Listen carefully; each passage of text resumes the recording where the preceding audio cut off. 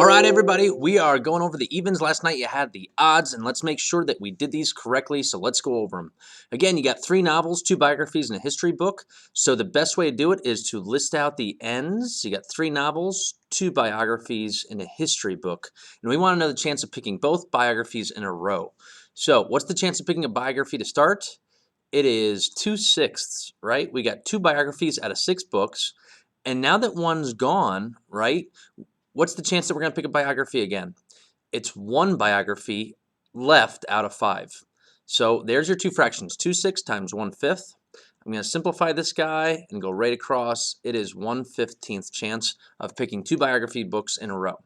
All right. Now, again, N for novels, 2 biographies, and a history book. What's the chance of picking both history books? Well, if I pick a history book, I have a 1/6 chance of doing that, right?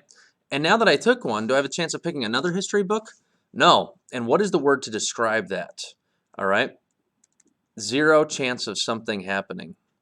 That would be impossible, right? Impossible. 0, 0%, all the same thing.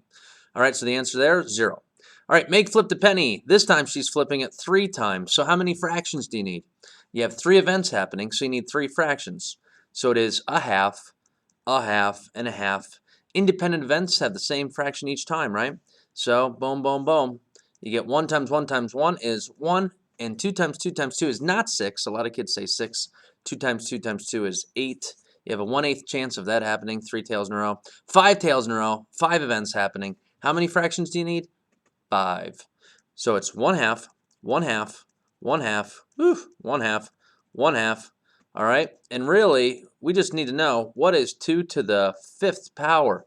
If I put that in the calculator, 2 raised to the 5th, or if I use my fingers, 2 times 2 is 4, 4 times 2 is 8, 8 times 2 is 16, and 16 times 2 is 32. So you get 1 out of 32 chance of getting 5 tails in a row. Very unlikely, right? And actually, everyone on this page is unlikely. Okay, here we go. Dependent events. You're picking the puppies, right? We said, who wants a puppy? Did you get the puppy? Probably not. Very unlikely. Both brown. Okay, so how many are brown right now?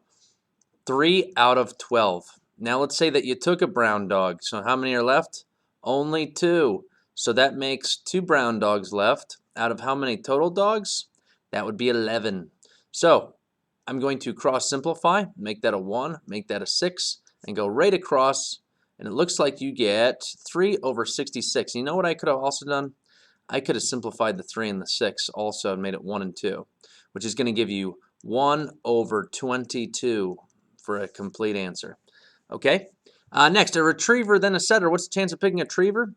Well, there's 5 retrievers out of 12. And again, if I get rid of a retriever, make it a 4. Now I've got 11 total dogs. And how many are setters? 4. So let's look to cross simplify. 4 and 12 become 1 and 3. And I wind up getting 5 times 1 is 5. 3 times 11 is 33. A 5 out of 33 chance. All right. And remember, I can make that into a 99 if I wanted to make it into a percent. That would be 0.151515, 2 places to the right. 15.1%, which would round to 15.2% approximately if you made it a percent. All right, here we go. A guest takes at a party takes a sandwich from a tray, and then a second guest takes a sandwich. Well, that second person, did they have the same options as the first person did when looking at the tray and looking at the sandwiches? And the answer is no. So that is a dependent event because that second person's choice depended on what the first person picked before them. So that is dependent. And ba-bang, done. Next one, 16. Yesterday, we didn't replace the card. Today, we are replacing the card. So what's the chance of selecting a T? So first of all, chance of selecting a T is 1/9, right? So 9 cards, let me just make sure. 1, 2, 3, 4, 5, 6, 7, 8, 9. And I shouldn't have crossed it off because what are we doing? We're replacing it. We're putting it back. So how many ends are there now? Well, there's 1. And yesterday there was 8, right? But today we're putting it back, so there's still 9 total cards there. So what's the chance those things happen together or in a row or one after each other? 1 times 1 is 1. 9 times 9 is 81. You have a 1 in 81 chance. Okay, we went a little faster today because you're getting a little better at this, and we're going to keep working on it. So good job, guys. Have a great day.